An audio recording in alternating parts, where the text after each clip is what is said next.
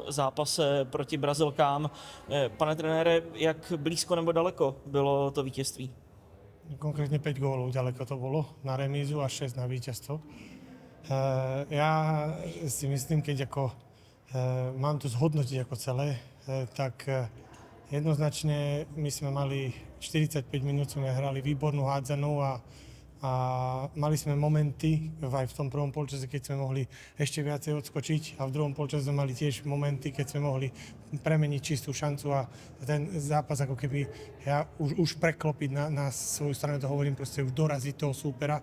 A jednoducho toto sa nám nepodarilo, ich skúsené hráčky vtedy potiahli. No a v poslednej fáze, keď hráte zápas tak, jak sme ho hrali my, že sme hrali nespočetné množstvo duelov. Teraz je hádzna plná duelov a oni tým, že vytiahli tú obranu vysunutú, s čím sme ako počítali, vedeli sme, že to môže prísť, ale oni proste tam aj v útočnej, aj v obrannej fáze hráte jeden duel za druhým. Je tam jeden súboj za druhým a my jednoducho, ja som mal taký pocit, že proste fyzicky sme tam boli 45 minút a tých posledných 15 minút už to sme chceli nejakým spôsobom rýchlo zakončiť, ale už ten pol kroka navyše, ten pol kroka vyhrať ten súboj, to, čo sa nám v prvom polčase darilo, lebo aj tam hrali vysunutú a tam sme to bez problémov zvládali a v druhom polčase už nám to nešlo, takže ja vidím kľúč v tomto. Samozrejme, môžeme sa baviť, že x vecí sme mohli urobiť inak, ale tento zápas proste takto dopadol. Co jste řekl hráčkám v šatně? Po zápase? Ešte som v šatni nebol. A co jim řeknete?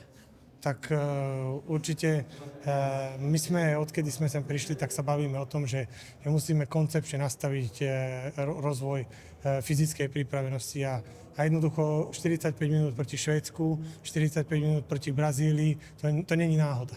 Takže musíme ďalej na tomto tvrdo pracovať a jednoducho tu sa aktuálne nachádzame. To, že sme prehrali, to je jedna vec, ale myslím si, že vieme hrať hádzanú aj proti týmu, ktorý má takéto svetové hráčky, ale jednoducho ono sa to nehrá 45 minút, ale 60.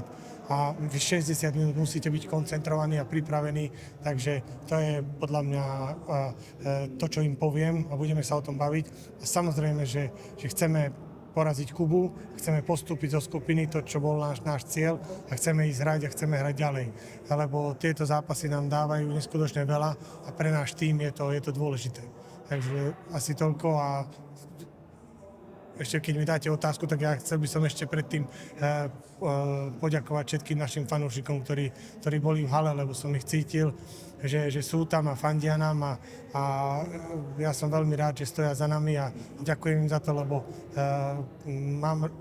zbožňujem fanúšikov, ktorí stoja pri nás vtedy, keď sa nám aj nezadarilo dneska a zatlieskali nám po zápase, takže ešte raz veľká vďaka. V tom dlouhodobějším měřítku může to být něco, co tomu týmu třeba do budoucna pomůže? Vlastně zažít si něco takového? Určite áno, tak každá hráčka sa pozrie na seba a oni to vedia. Len proste existujú veci, ktoré nemôžete zmeniť mávnutím prútikom. Keď prídete a teraz zrazu z jedného dňa na druhý sa veci nedajú zmeniť. Ale dievčatá to cítia a vedia, čo majú robiť. Takže musíme na tom tvrdo pracovať a jednoducho v tom prípade ja verím tomu, že aj takéto zápasy budeme schopní vyhrávať aj proti krajine, ktorá vie, ako to je vyhrať majstrovstvá sveta. A poslední otázka. Samozřejmě už před turnajem to vypadalo, že ten zápas proti Kubě bude ten klíčový v boji o postup. Jak teď budete s hráčkami pracovat psychicky, aby vlastně těch závěrečných 20 minut z toho dnešního zápasu se nějakým způsobem nepropsalo do toho souboje s Kubou? Neprepíše sa to, to je naša úloha, aby sme to zvládli, aby sme tie dievčatá pripravili, namotivovali. Tento tým neprišiel sem hrať len základnú skupinu. My sme prišli postúpiť do tej hlavnej časti a jednoducho porozprávame sa o tom. Dievčatá sa musia poradne nadýchnúť, zvolniť, ukludniť sa, lebo tieto veci patria k športu a niekedy je šport aj takýto krutý, že v polčase si myslíte, že už to ide, ale ako hovorím, hrá sa to 60 minút a my si to preberieme a my jednoducho našim divákom chceme ukázať, že z tej skupiny postúpime a budeme sa spoločne tešiť na ďalší zápas.